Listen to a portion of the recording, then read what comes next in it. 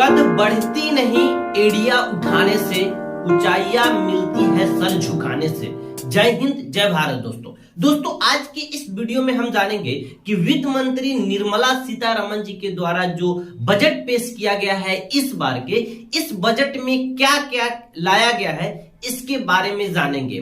इसमें टैक्स में क्या छूट दिया गया है या नहीं दिया गया है, किसानों के बारे में क्या लाया गया है, शिक्षा के क्षेत्र में क्या लाया गया है, रोजगार के क्षेत्र में क्या लाया गया है, इन सब के बारे में इस वीडियो में हम जानेंगे। हर एक साल हमारी जिंदगी में बजट आती है लेकिन समझ नहीं आती, तो इस बार इस वीडियो में हम इस बार के बजट के बारे में आसान भाषा में, आसान शब्दों में समझेंगे कि फैमिली के लिए, मिडिल फैमिली के लिए क्या लाया है बजट में। इसमें चलिए दोस्तों, तो वीडियो को स्टार्ट करते हैं।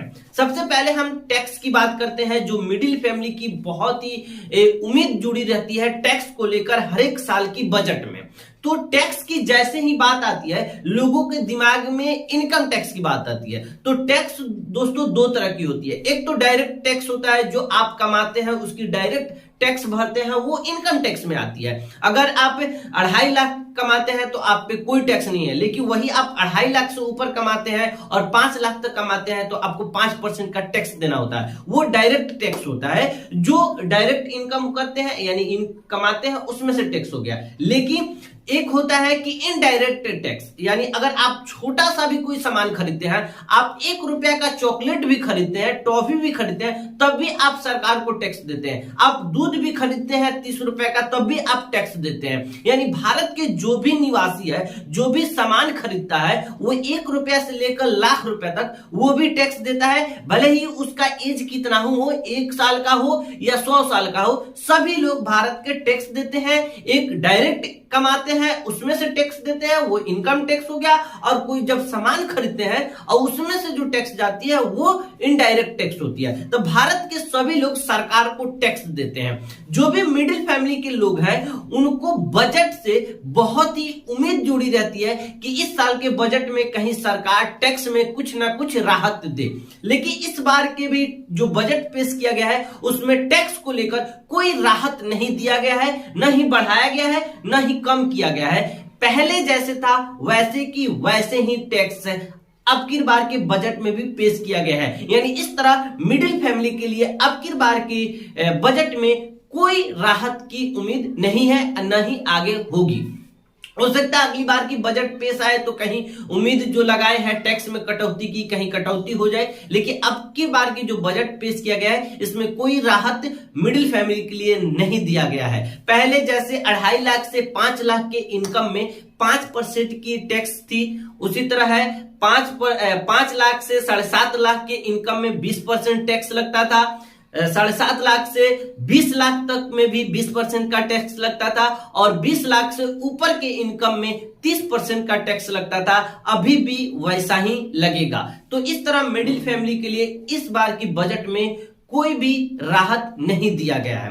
वही बात है कि अगर आप सरकार के लोगों से पूछते हैं कि इस बार का बजट कैसा है, तो वही घिसी पिटी डायलॉग मारते हैं कि ये ऐतिहासिक बजट है। वही विपक्ष के लोगों से पूछा जाता है तो वो बोलते हैं कि मिडिल फैमिली की उम्मीद तोड़ने वाली ये बजट है।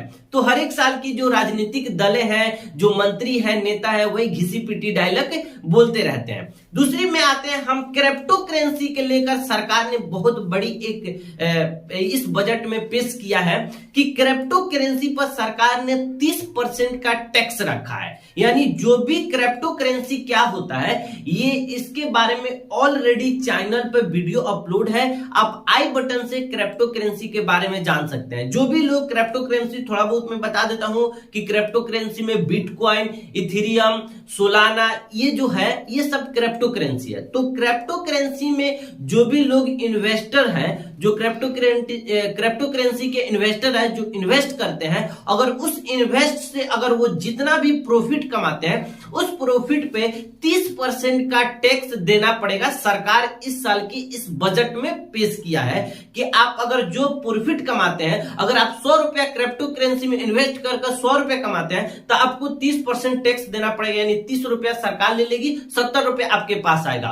वही अगर आप प्रॉफिट नहीं कमाते हैं, लॉस में है, तब आप आपको टैक्स नहीं देना पड़ेगा। अब यहाँ पे जो इन्वेस्टर है क्रिप्टो करेंसी के, वो लोग कह रहे हैं कि भाई अगर हम इन्वेस्ट कर रहे हैं, लॉस हो रही है तो हमारी लॉस हो रही है, अगर प्रॉफिट हो रही है तो उसमें से सरकार को देना पड़ रहा है। तो इस तरह की अब की बार की सरकार की ये नीतियां हैं।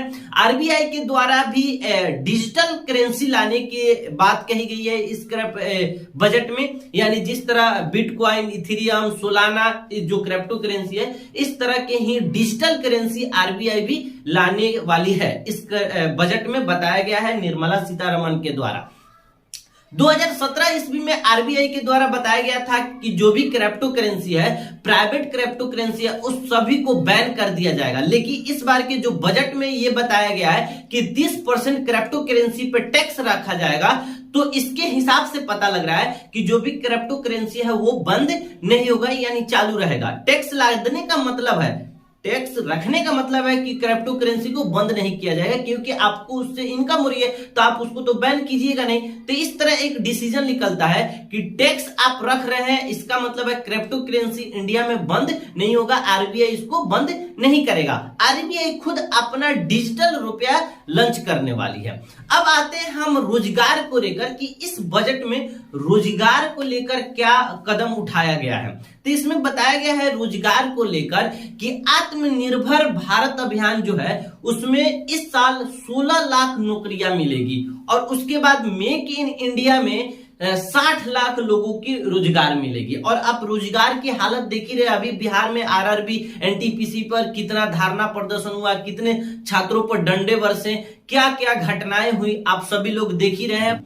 तो इससे कुछ होने वाला नहीं है कि आत्मनिर्भर भारत से जो 16 लाख नौकरियां मिलेंगी और मेक इन इंडिया से 60 लाख लोगों की नौकरियां मिलेंगी, इससे भी बड़ी कुछ करनी होगी सरकार को, जिससे लोगों को, जो युवा है, जो छात्र हैं, उनको रोजगार मिल सके। अब हम आते हैं कि किसानों का इस बजट में क्या लाया गया है। किसानों के बारे में आप सुन रहे होंगे कि कुछ साल पहले ही 2020 में ही बताया गया था कि 2022 तक किसानों की जो आय होगी वो दुगुनी हो जाएगी। लेकिन ये केवल जुमले भर रह गई और बस भाषण तक ही रह गया। लेकिन जमीनी स्तर पर किसानों की जो हालात है पहले से भी बदतर होती जा रही है, इसमें कोई जमीनी स्तर पे काम नहीं दिख रहा है। लेकिन इस बार जो बजट पेश किया गया है वही किया गया है कि जो एमएसपी, जिसपे जो किसान धरना प्रदर्शन कर रहे हैं, जो कानून बना था उसको वापस ले लिया गया है। एमएसपी बढ़ाने में कोई बात नहीं किया गया, यानी एमएसपी के बारे में कोई इसमें चर्चा नहीं किया गया है इस बजट में। और उसके बाद बताया गया है कि टेक्नोलॉजी को ध्यान में रखते हुए किसान खेती करेंगे, यानी टेक्नोलॉजी से खेती करने पे जोर दिया गया है। और उसके बाद केन बेतवा जो सिंचाई परियोजना है उसमें खर्च बढ़ाया गया है, जो 44,605 करोड़ रुपया इस केन बेतवा सिंचाई परियोजना में खर्च किया जाएगा। उसके बाद हम आते हैं सबसे मेन जो है शिक्षा के क्षेत्र में, कि शिक्षा के क्षेत्र में इस बजट में क्या पेश किया गया है। तो शिक्षा के क्षेत्र आप देख ही रहे हैं, जब से कोविड-19 आया है तब से शिक्षा की जो स्तर है एकदम बेकार हो गया है। ऑनलाइन क्लास पे ही सारे लोग डिपेंड है, और सरकार भी यही चाह रही है, इस बजट में यही पेश की है सरकार भी, कि डिजिटल यूनिवर्सिटी खोलेगी। सरकार ने इस बजट में बताया है कि डिजिटल यूनिवर्सिटी खोला जाएगा, और इस पे सरकार के द्वारा ये तर्क दिया गया है कि जो बाहरी, जो छोटे मोटे शहर से लोग, जो छात्र हैं, बड़े शहरों में आके पढ़ते थे, वैसा अब उन छात्रों को नहीं करना पड़ेगा। इस डिजिटल यूनिवर्सिटी के द्वारा जहां पे जिस छोटे क्षेत्र में, गांव के क्षेत्रों में रहते हैं, वहीं से अच्छी शिक्षा इस डिजिटल यूनिवर्सिटी के माध्यम से हासिल कर सकते हैं। यानी ऐसा लग रहा है जैसे जामिया, जेएनयू, एएमयू, बीएचयू जैसे यूनिवर्सिटी डिजिटल खोले जाएंगे और बच्चे वहीं से पढ़ेंगे। आप 2 साल से ऑनलाइन क्लास के तो देख ही रहे हैं कि बच्चों की हालात कैसी है ऑनलाइन क्लास करके, और सरकार भी इसी हालात से आपको आगे भी मिलाने वाली है। आगे भी आप ऑनलाइन क्लास करते रहिए। तो ये शिक्षा के क्षेत्र में सरकार के द्वारा अब की बार के बजट में ये पेश किया गया है।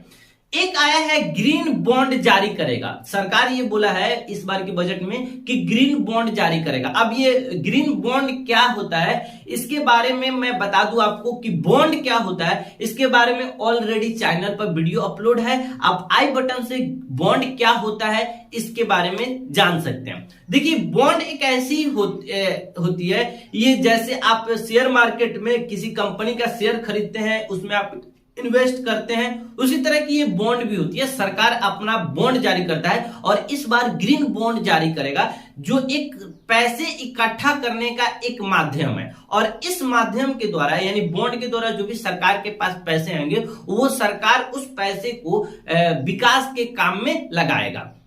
अब आते हैं कि पेट्रोलियम जो सब्सिडी है उस सब्सिडी को सरकार ने कम कर दिया है। पहले ज्यादा था उसको कम कर दिया है। पेट्रोलियम सब्सिडी को कम किया गया है।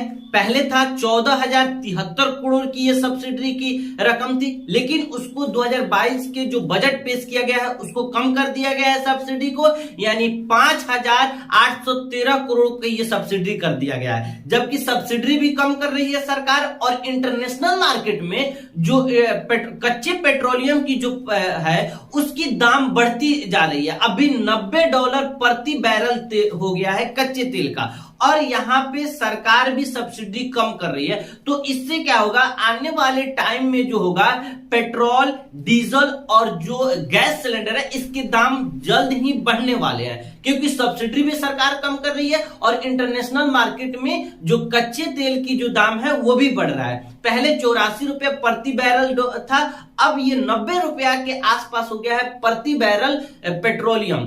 तो इस तरह आने वाले टाइम में मेरे ख्याल से जब तक ये पांचों राज्यों में जो चुनाव है, चुनाव जब तक है नहीं हो रहा है उतने टाइम तक तो पेट्रोल, डीजल और गैसों के दाम मेरे ख्याल से कि उतना ही रहेंगे। लेकिन जैसे ही चुनाव खत्म होंगे, रिजल्ट आएंगे, उसके बाद से पेट्रोल, डीजल और ये जो गैस सिलेंडर है इसके दाम बढ़ने वाले हैं, क्योंकि इंटरनेशनल मार्केट में जो पेट्रोल डीजल की दाम है वो बढ़ रही है। तो उम्मीद करता हूं दोस्तों आपको ये बजट पूरी समझ में आई होगी। मिलते हैं अगली वीडियो में। जय हिंद, जय भारत।